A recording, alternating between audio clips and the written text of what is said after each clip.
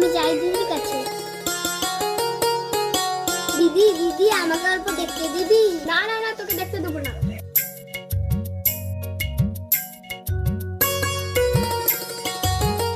কি ব্যাপার দিদি এত রোদ্রের মধ্যে খেলাচ্ছে? যাই আমি বাইরে থেকে ছাতাটা নিয়ে আসি।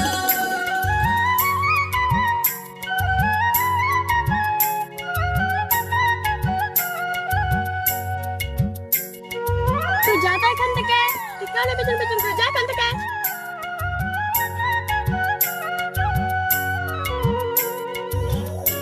কি হয়েছে দিদি, পড়ে গেলি কেন?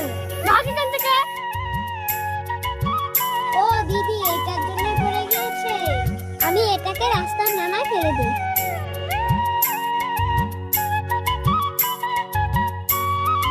বোন, আমাকে ক্ষমা করে দে। আমার লক্ষ্মী বোন।